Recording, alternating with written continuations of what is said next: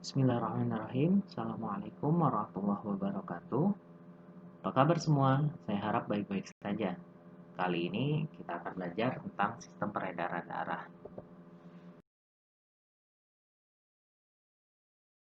Fokus kita kali ini, kita akan praktik bagaimana cara menghitung denyut nadi kita. Nah, kita udah belajar denyut nadi, tapi untuk mengingatkan kembali kenapa bisa terjadi denyut nadi, karena ada kontraksi dan relaksasi pada jantung. Ya, denyut nadi kalian sendiri pun dipengaruhi oleh usia kalian, suhu udara, entah itu panas atau dingin, posisi tubuh, atau kalian tidur atau berdiri, ya, emosi, apakah lagi marah atau lagi sedih, ya, atau lagi santai, ukuran tubuh, misalkan kalian gemuk atau kurus, nah itu akan semua mempengaruhi dan ada efek samping obat, misalkan kalian makan obat, ya, nanti ada beberapa obat yang menyebabkan bisa mempengaruhi denyut jantung.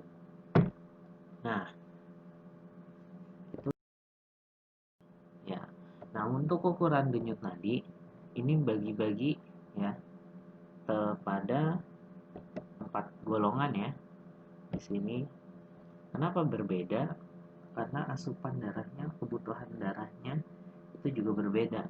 Ya, untuk bayi yang baru lahir sampai usia 1 tahun itu kurang lebih 100 sampai 160 kali per menit. Ya, jadi misalkan kalian punya dede bayi, ketika dihitung denyut nadinya sampai 140, nah, itu berarti masih normal. Ya, untuk anak usia 1 sampai 10 tahun, ya mungkin di sini kalian masih ada yang 10 tahun. Nah, kalian cek silahkan apakah kalian di antara 70 sampai 120 atau misalkan kurang.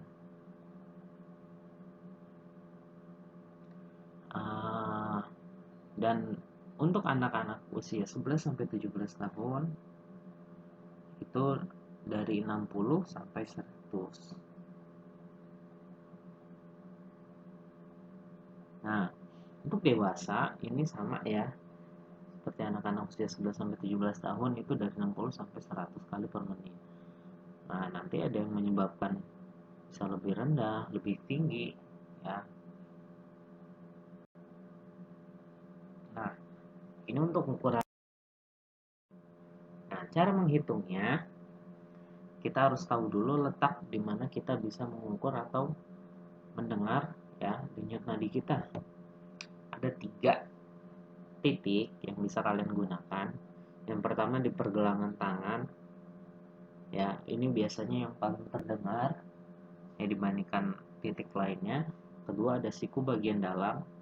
Ya, ketika kalian melipat lengan kalian, nah itu adalah salah satu tempat yang bisa mengukur denyut nadi. Atau misalkan bisa di sisi leher bagian bawah, ya, dekat ke arah tulang. Itu bisa kalian ukur ya denyut nadi kalian. Silahkan kalian cari titik mana yang menurut kalian lebih mudah terdengar denyut nadinya atau lebih mudah terdeteksi. Nah, cara menghitungnya yang pertama ini untuk yang pergelangan tangan ya. Jadi pergelangan tangan diputar sehingga telapak tangan itu menghadap ke atas. Nah, ini untuk yang leher ataupun siku ini sama. Nah, tempatkan jari telunjuk dan jari tengah ya. Jangan dibuka tapi dirapatkan. Nah, tempel ke bagian yang kira-kira dilewati oleh pembuluh darah arteri ya. Nah, ditekan terus sampai kalian bisa merasakan ada denyut nadinya. Dek, dek, dek, dek, dek. Nah, seperti itu ya. Nanti kalau untuk yang leher, siku sama ya. Bagaimana cara menghitungnya? Ya, bisa kalian hitung denyut nadi kalian selama 60 detik penuh. Ya, atau misalkan kalian terlalu pusing, kalian bisa hitung denyut nadinya 15 detik.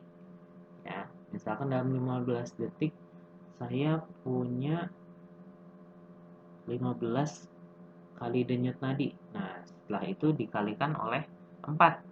Jadi sehingga denyut nadi saya 15 kali 4 sama dengan 60. Ya, berarti denyut nadi saya 60 kali per menit.